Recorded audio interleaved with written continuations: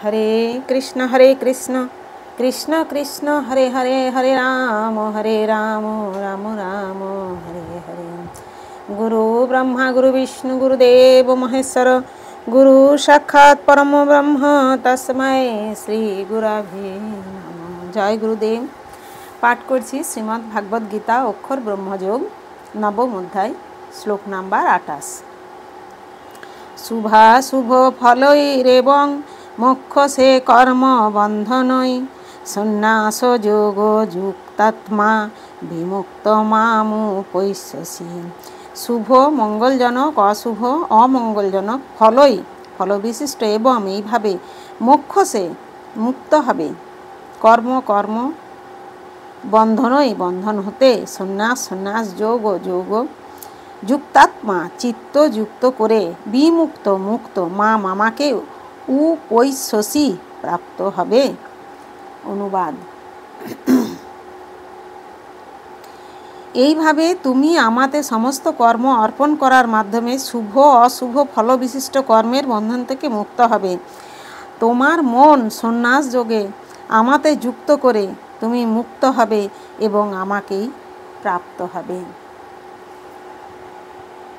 তাৎপর্য: যিনি গুরুদেবের নির্দেশে কৃষ্ণ ভাবনায় কর্মের অনুষ্ঠান করেন তাকে বলা হয় যুক্ত। পরিভাষায় একে বলা হয় যুক্ত বৈরাগ্য।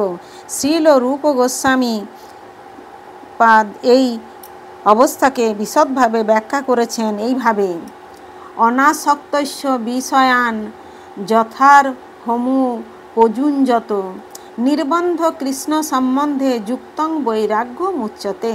শ্রীল রূপ গোস্বামী বলেছেন যে যতক্ষণ আমরা এই জড়জগতে আছি ততক্ষণ আমাদের কর্ম করতেই হবে। আমরা কখনোই কাজ না করে থাকতে পারি না। তাই আমরা যদি কর্ম করে তার ফল শ্রীকৃষ্ণকে অর্পণ করি তখন তাকে বলা হয় যুক্ত বৈরাগ্য। এই সন্ন্যাস যোগ যুক্ত ক্রিয়া চিত্তরূপ দর্পণকে পরিমার্জিত করে এবং তার ফলে অনুশীলনকারী যতই পারমার্থিক উপলব্ধিতে উন্নতি সাধন করেন ততই তিনি পূর্ণরূপে পরমেশ্বর ভগবানের শরণাগত হন। সুতরাং অবশেষে তিনি বিশিষ্ট মুক্তি লাভ করেন। এই মুক্তির ফলে তিনি ব্রহ্মজ্যোতিতে বিলীন হয়ে যান। পক্ষান্তরে তিনি পরমেশ্বর ভগবানের ধামে প্রবেশ করেন। ভগবান এখানেই স্পষ্ট বলেছেন, মামুপৈষ্যসি, সে আমার কাছে আসে, অর্থাৎ সে তার যথার্থ আবাস ভগবত ধামে ফিরে যায়।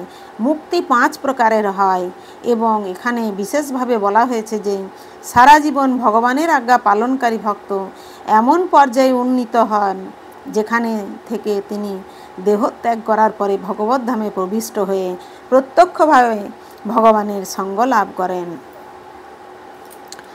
অনন্য ভক্তি সহকারে যিনি ভগবানের সেবায় নিজের জীবন সমর্পণ করেছেন তিনি যথার্থ সন্ন্যাসী।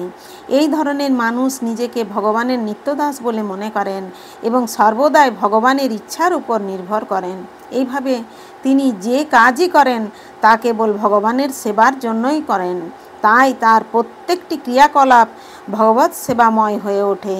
তিনি বেদ বিহিত সকাম কর্ম ও স্বধর্মের প্রতি তেমন গুরুত্ব দেন না। সাধারণ মানুষের জন্য বেদ বিহিত স্বধর্মের আচরণ বাধ্যতামূলক, কিন্তু পূর্ণরূপে ভগবানের সেবায় নিযুক্ত শুদ্ধ ভক্ত কখনও বৈদিক বিধানের বিপরীত আচরণ করেন বলে প্রতিভাত হলেও কার্যত তা নয়। তাই বৈষ্ণব আচার্যেরা বলে গেছেন যে এমনকি অতি বুদ্ধিমান লোকও শুদ্ধ ভক্তের পরিকল্পনা ও ক্রিয়াকলাপ বুঝতে পারে না। অবিকল কথাটি হচ্ছে তার বাক্য, ক্রিয়া, মুদ্রা বিগেহ না বুঝায়। এইভাবে যে মানুষ ভগবানের সেবায় নিত্যযুক্ত অথবা ভগবানের চিন্তায় এবং ভগবানের সেবা সংকল্পে নিত্যমগ্ন থাকেন তাকে সর্বতোভাবে মুক্ত বলে বিবেচনা করতে হবে এবং ভবিষ্যতে তার ভগবত ধামে ফিরে যাওয়া সুনিশ্চিত। তিনি শ্রীকৃষ্ণের মতোই সব রকম জাগতিক সমালোচনার ঊর্ধ্বে। হরে কৃষ্ণ কৃষ্ণ কৃষ্ণ হরে হরে, হরে রাম রাম রাম হরে হরে। জয় গুরুদেব, জয় গুরুদেব, জয় গুরুদেব।